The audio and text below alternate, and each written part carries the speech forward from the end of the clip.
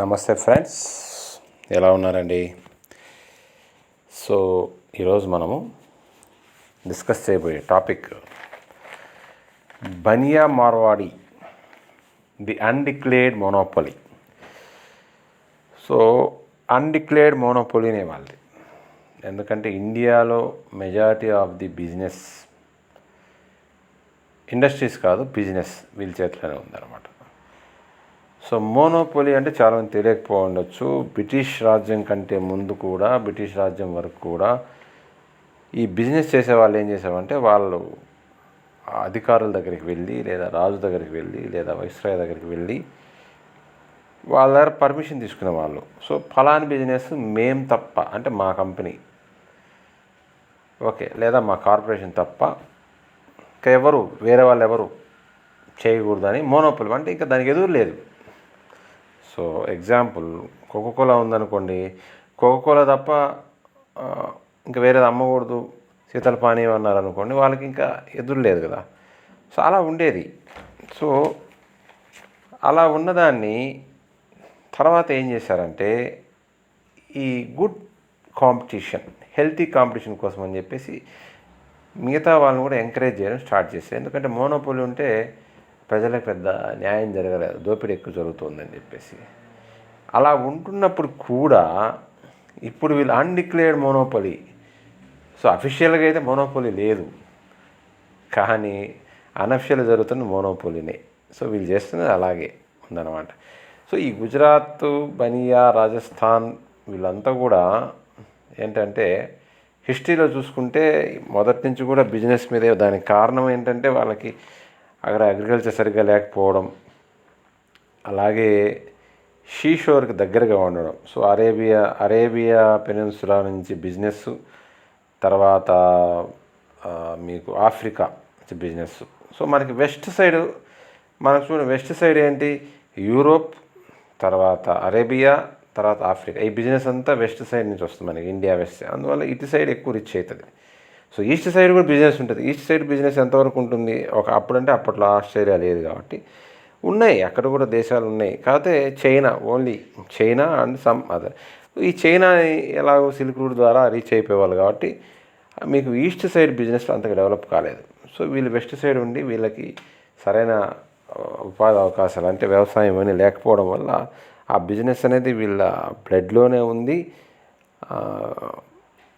ఆ విధంగా మీరు ఇండస్ వ్యాలీ సివిలైజేషన్ చూసినప్పుడు కూడా, so Indus valley civilization is not a king based civilization. So వీళ్ళంతా కూడా బిజినెస్ పీపుల్, నోబుల్స్ అంతా కూడా ఒక కమిటీ లాగా ఫామ్ అయిపోయేసి, ఒక క్యాబినెట్ లాగా ఫామ్ అయ్యేసి వాళ్ళు రూల్ చేసేవాళ్ళు.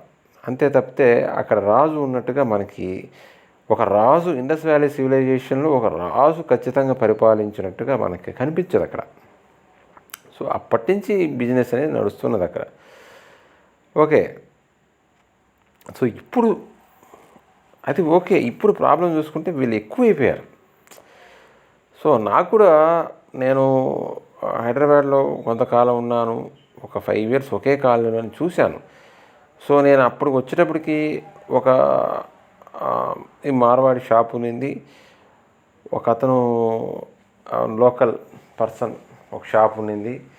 అలాగే లోకల్ పర్సన్ అంటే, సో హైదరాబాద్ దుండిగల్ ప్రాంతంలో ఎక్కడి నుంచో మిలిటరీలో, వాళ్ళ ఫాదర్ మిలిటరీ నుంచి వచ్చి వీళ్ళు షాప్ పెట్టుకోవడం.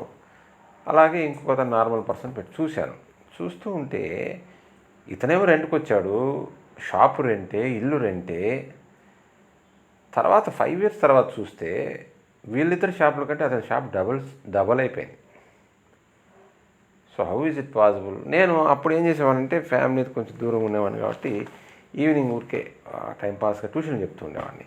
కాకపోతే రెంట్ మనం రూమ్ తీసుకొని, రెంట్ తీసుకొని ఒక ఇన్స్టిట్యూట్ లాగా రన్ చేస్తున్న, రెంట్ కావాలని అమౌంట్ కలెక్ట్ చేసేవాడిని. సో అందరూ డబ్బులు ఇచ్చారండి. ఇతను కూడా వాళ్ళ అబ్బాయిని పంపించారు. వాడికి పొట్ట పొడిస్తే అక్షరం రాదు, వాడికి సరిగ్గా చెప్పించమంటే సరే అని చెప్పిస్తే తర్వాత ఏం చేశాడు, 2 months ఫీజు ఇవ్వకుండా ఎగ్గొట్టాడు. మిగతా వాళ్ళ పాపం కూలికి వెళ్ళే వాళ్ళు కూడా డబ్బులు ఇచ్చారండి. ఇది నాకు పర్సనల్గా జరిగింది. కూలికి వెళ్ళే వాళ్ళు కూడా డబ్బులు ఇచ్చారు. ఇతను ఇంత పెద్ద షాప్ పెట్టుకొని ఇతను మాత్రం ఎగ్గొట్టేశాడు. ఇంకొంతమంది అయితే ముందు డబ్బులు ఇచ్చి పిల్లలు పంపించిన వాళ్ళు కూడా మనం. అంటే మన వాళ్ళు ఎంత డబ్బుల విషయంలో ఎట్లా ఉన్నారు చూడండి, వాళ్ళు ఎలా ఉన్నారు చూడండి. సో ఇది నా personal maybe.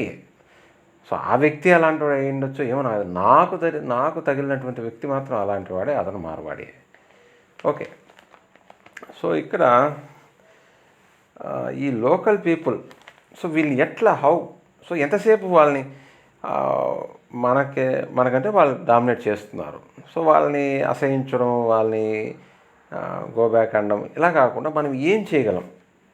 So first thing, మనం వీళ్ళకి అంతో ఎంతో కాంపిటీషన్ ఇవ్వగలిగిన వాళ్ళు ట్రెడిషనల్గా మనకు ఉన్నటువంటి కోమట్లు,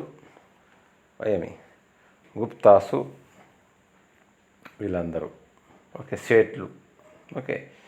సో ఇంకా పొలిటికల్ సపోర్ట్ ఉంది కాబట్టి కమ్మాసు, రెడ్డీస్, వెలమాస్, వీళ్ళందరూ. సో కొంచెం ఫైనాన్షియల్గా ఉన్న వాళ్ళందరూ కూడా వీళ్ళ కాంపిటీషన్ ఇవ్వాలి. సో మన మైండ్స్, సో పొలిటికల్ సపోర్ట్ వాళ్ళకి మొదట్లో లేదు, ఇప్పుడు నిజంగా సెంట్రల్ నుంచి సపోర్ట్ దొరుకుతుంది. సో ఇదేమో బ్లేమ్ చేస్తున్నట్టు కాదు, కానీ వాస్తవం అది. ఇప్పుడు సో ఒక పార్టీ అధికారం ఉంటే ఆ పార్టీకి సంబంధించిన క్యాస్ట్ వాళ్ళు డెవలప్ అవ్వడం ఇవన్నీ కూడా జరుగుతున్నాయి. ఓకే.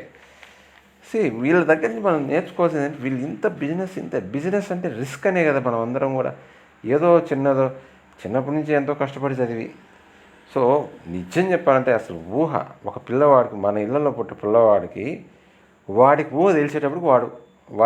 తెలిసేటప్పటికి వాడు స్కూల్లో ఉంటాడు. ఓకే.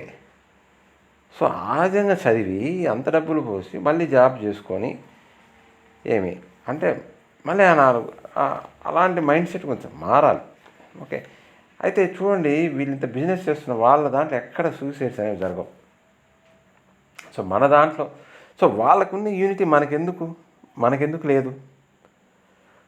వాళ్ళ దాంట్లో ఎవడైనా ఒక అప్పులు బిజినెస్లో లాస్ అయిపోతే they will protect him.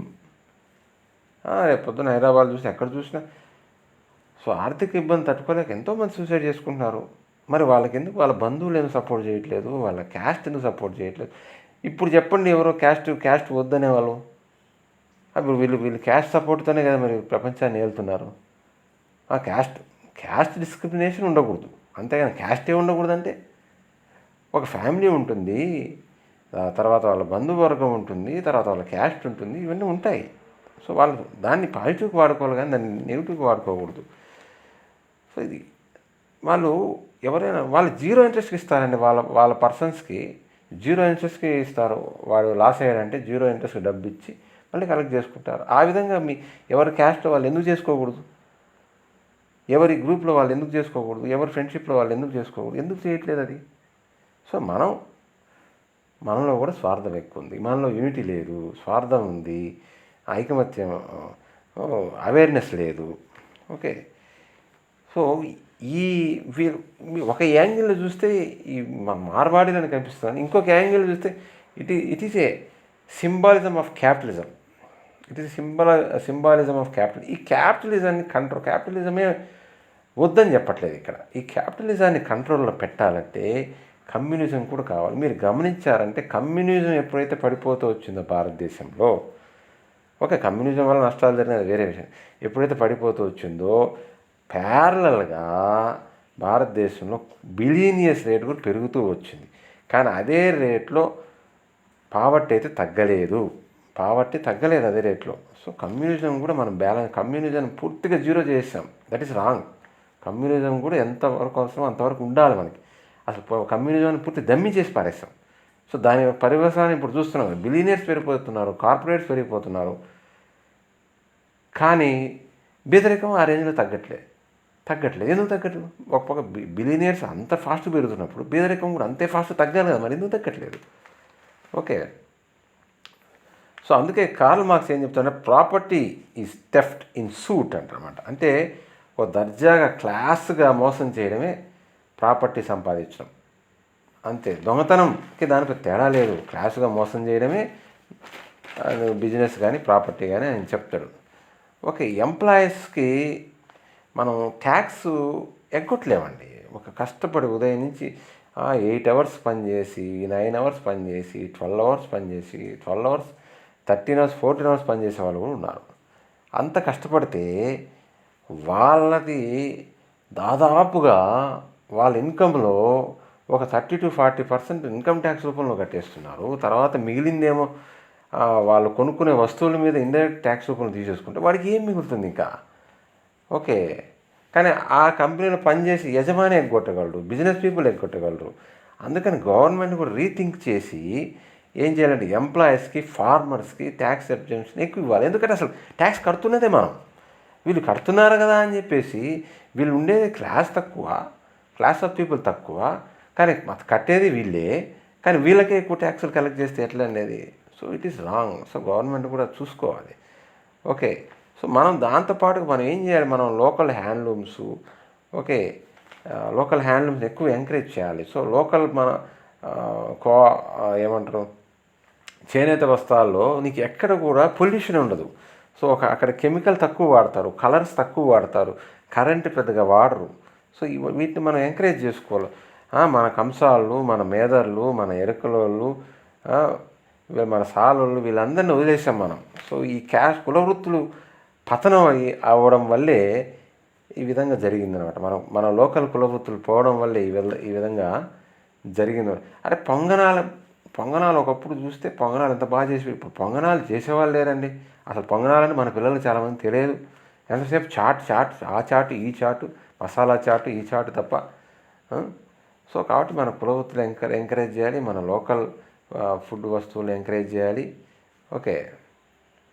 So కనీసం మన ఇంట్లో ఫుడ్ మనం వండుకొని చేసుకోలేకపోతున్నాం. ఇప్పుడు పేరుకేమో పెద్ద పెద్ద ఉద్యోగాలు చేస్తున్నామని చెప్తాం, కానీ అది ఎందుకు? ఏముంది అంత బయట తిని రోగాలు తెచ్చుకోవడం తప్ప ఏమైనా ఉందా? సో మన ఫుడ్ మనం వండుకోలేని పరిస్థితుల్లో మనకు వచ్చేసాం, బయట తింటున్నాం.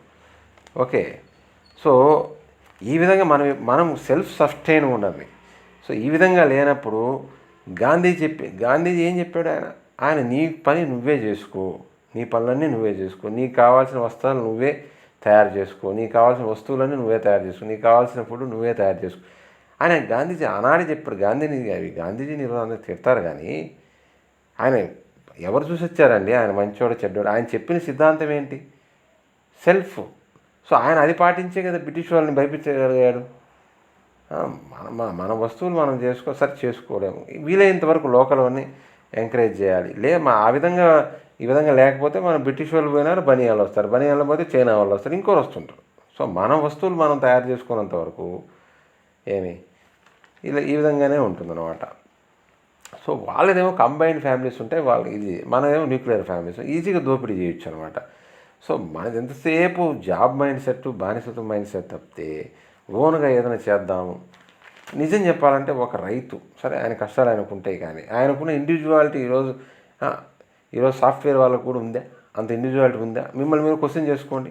సో ఫస్ట్ మనం ఏం చేయాలంటే మన సొంత ఇంట్లో మనం చూసుకోవాలి, తర్వాత సొంత వీధి, తర్వాత సొంత ఊరు, తర్వాత సొంత జిల్లా, తర్వాత సొంత రాష్ట్రం, తర్వాత సొంత దేశం, ఆ తర్వాతే బయట వస్తువులు తీసుకోవడం చేస్తే మన రూపీ వాల్యూ కూడా పెరుగుతుంది, అందరూ హ్యాపీగా ఉంటారు.